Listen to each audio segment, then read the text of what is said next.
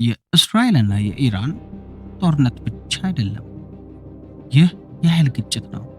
ይህ የኒውክሌር ፍርሃት ነው። የታሪክ ቁጣ ነው።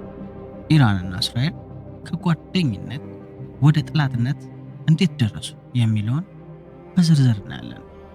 ውድ አድማጭ ተመልካቾቻችን፣ በዚህ ቪዲዮ ውስጥ የኢራንና የእስራኤል ግጭት ከ1979 ዓ.ም ጀምሮ እስከ ዛሬ ድረስ በዝርዝር እንመለከታለን። የኢራን አብዮት፣ የኒውክሌር ፕሮግራም፣ የፕሮክሲ ጦርነቶች እንዲሁም የክልል ኃይል ትግል በሙሉ በትንታኔ ቀርበዋል። ከ1979 ዓ.ም በፊት እስራኤልና ኢራን ጓደኛ ማቾች እንደነበሩ ምን ያልታውቃላችሁ? ብዙ ሰው የማያውቀው ነገር አለ። እስራኤል እና ኢራን በ1979 ዓ.ም በፊት ጓደኛ ማቾች ነበሩ። መሐመድ ሪዛ ፓህለቪ የሚባል መሪ ነበራቸው። በዛን ሰዓት እስራኤል እና ኢራን ጓደኛ ማቾች ነበሩ። በዚያን ጊዜም ኢራን ነዳጅ ለእስራኤል ትሸጥላት ነበር። የስለላ ትብብርም ነበራቸው። እስከ 1979 ዓ.ም ኢራንና እስራኤል ዘመዳማቾች ጓደኛ ማቾች ነበሩ። ታዲያ ነገሩ ምንድን ነው የተከሰተው? በ1979 የኢራን አብዮት ተነሳ። አዲስ መንግስት ወደ ኢራን መጣ። አዲሱ መንግስትም ኢራን ሪቮሉሽን ያመጣው መንግስት ነው። ታዲያ ነገሩ የሚጀምረው ልክ እዚህ ጋር ነው። በ1979 የኢራን አብዮት ሁሉንም ነገር ቀየረ። በ1979 ኢራን ሪቮሉሽን ተከሰተ። በዚህ ሰዓት ነው እንግዲህ ራሆላ ኮሚኒ ወደ ስልጣን የመጡ። ይህም ሃይማኖታዊ መንግስትን መሰረቱ።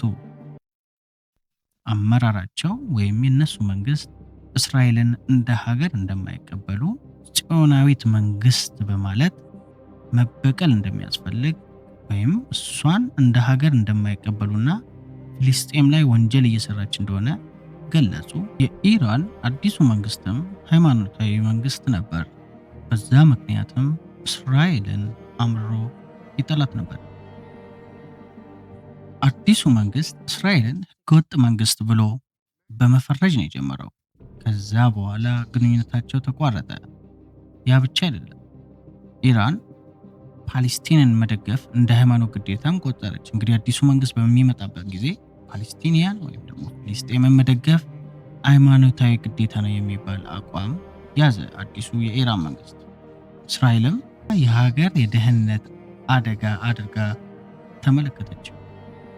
የዚህን ሰዓት ነው እንግዲህ የሁለቱ ሀገራት መጣላት ወይም ደግሞ ግንኙነታቸው ላይ ችግር የተከሰተው።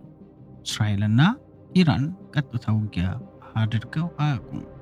ነገር ግን ኢራን የምትደግፋቸው ታጣቂዎች አሉ። በሊባኖስ ሀገር የሚገኘውን ሂዝቦላን ታጣቂ እንዲሁም በጋዛ ሐማስን ትደግፋለች። እነዚህ ላይ ደግሞ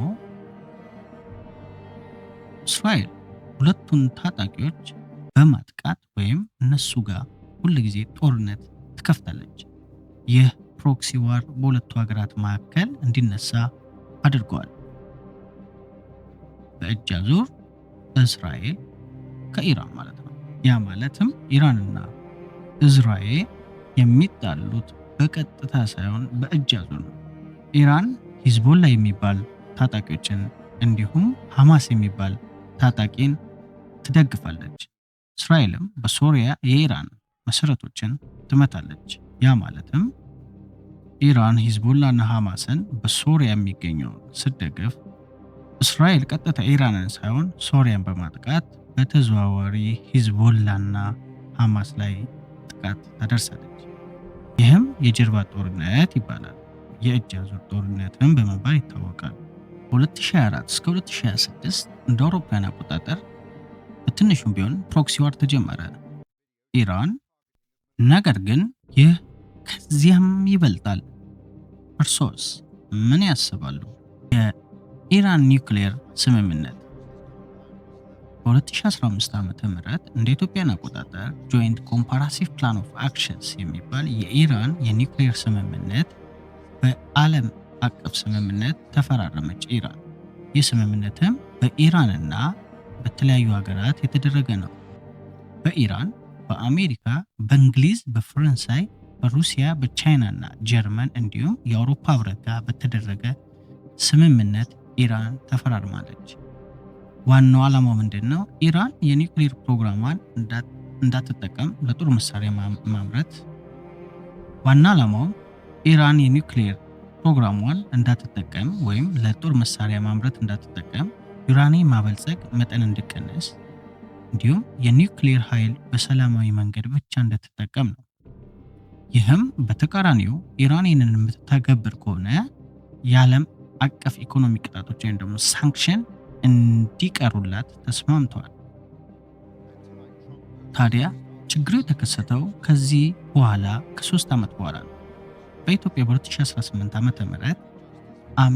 አሜሪካን አስተዳደር በዶናልድ ትራምፕ አስተዳደር ስምምነቱ ወጣች። ኢራንም ከዚህ በኋላ አንዳንድ ስምምነቶችን መቀነስ ጀመረች። አንዳንድ ስምምነቶች ክፍሎችም በ2025 ዓ.ም አበቃላቸው ወይም ጊዜያቸው ተጠናቀቀ። ይህን ተከትሎ ፖለቲካዊ ግጭቶች ማገርሸት እንዳዲስ ጀምረው ነበረ። ሌላኛው እንግዲህ ሁለቱ ሀገራት ይጋጩበታል ተብሎ ከሚታሰበው መካከል የክልል ኃይል ትግል። ሁለቱም በመካከለኛው ምስራቅ ኃይል ለመሆን ይፈልጋሉ። ኢራን በኢራቅ፣ በሶሪያ፣ በሊባኖስ ተጽዕኖ አላት። እስራኤልም ደህንነቷን ለመጠበቅ እዚሁ አካባቢ ላይ ትታገላለች።